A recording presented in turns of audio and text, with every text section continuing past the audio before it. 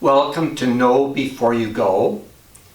We celebrate this Sunday, the third Sunday in Ordinary Time.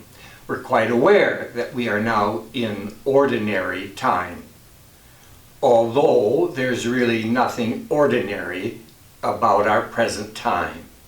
If one ponders, a couple weeks ago, we were worried of being at war, the United States and Iran.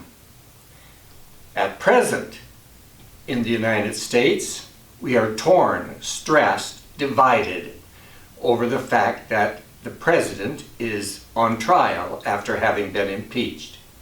And in our church, we continue with divisions among us in varied different ways. So in that sense, these are not ordinary times. But what do we mean liturgically when we speak about ordinary time? It means that we are not celebrating one of the great Christian mysteries, one of the great Christian feasts. In other words, we're not celebrating the incarnation or birth of Christ as we do around the Christmas season, nor are we celebrating the redemption, the death and resurrection of Christ. So those are the two major mysteries in which our lives are encapsulated as Christians.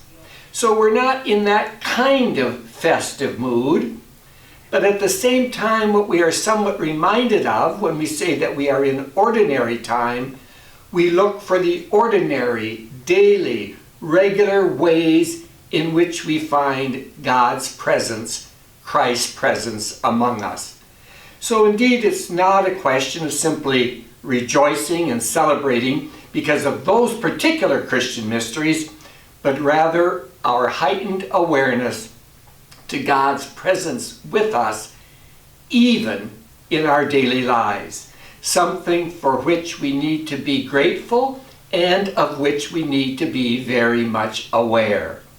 So that even though there may be tremendous stress in our world, in our country, or even in the church, what we need to be aware of is God's presence among us, even during the ordinary course of life.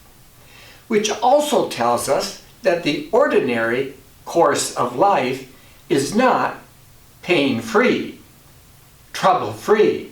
It's not as if the ordinary norm in our lives is to be completely without stress. If we ponder our readings for this coming Sunday, a significant clue can be found in our second reading from Paul's letter to the first letter to the Corinthians, in which he speaks about divisions in the Corinthian community. And he says very explicitly, "Let there be no divisions among you."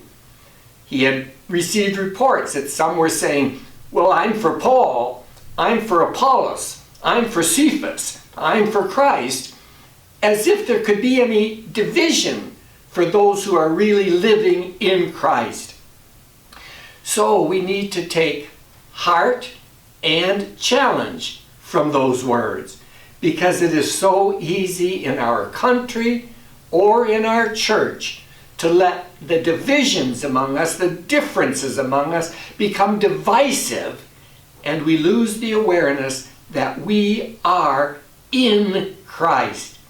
And in Christ we are one.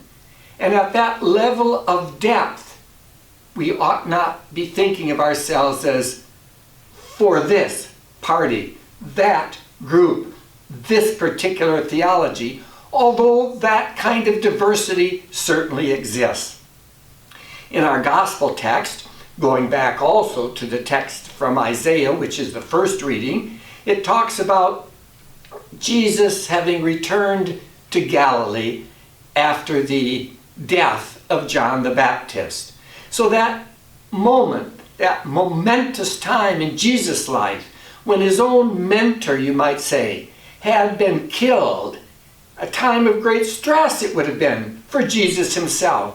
He returns to Galilee, but the text refers to, that is, the land of Zebulun and Naphtali, a time where there was darkness and now great light, the light that shines upon the Gentiles, the foreign peoples.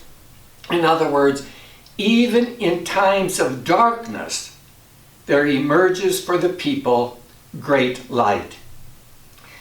So, we are, yes, in that kind of time where we have that mixture of peace and trouble, joy and stress, light and darkness.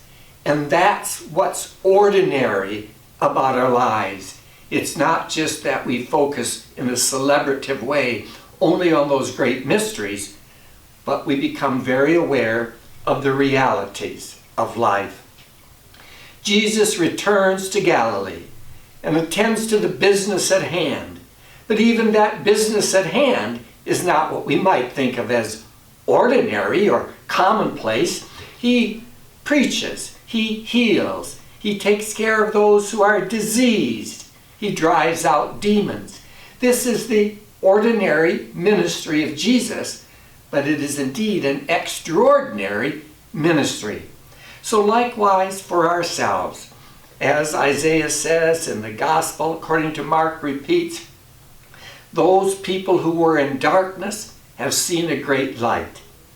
And so, if the times might seem dark for us, for you, or if we might be very focused, pained with the divisions that exist among us, what we need to call to mind is that we too need to be about the kind of ministry that occupied Jesus during that ordinary time. We too need to be about promoting and giving witness to the gospel, about healing and responding to those who are in need, daily tasks that require our attention, even in the midst of whatever else might be going on. Not to be divided, not to be distracted, not to let the stress be so strong that we can't say to ourselves, let me stand back for a moment. Let me become aware that there is something more here than what might meet the eye. That it is really an ordinary time that I can recall once again how God is always present to us.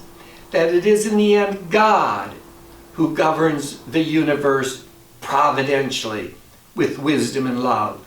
That it is God who enters into our lives, sometimes in ways beyond our knowledge, even beyond our control. And so what is put to the test is our faith in God, our awareness of God's presence, and thus our being signs of hope in the world in such a way that we can continue to reach out and love one another. As Paul will say in that same letter to the Corinthians in a couple more chapters, 3 things abide: faith, hope, and love. And the greatest of these is love.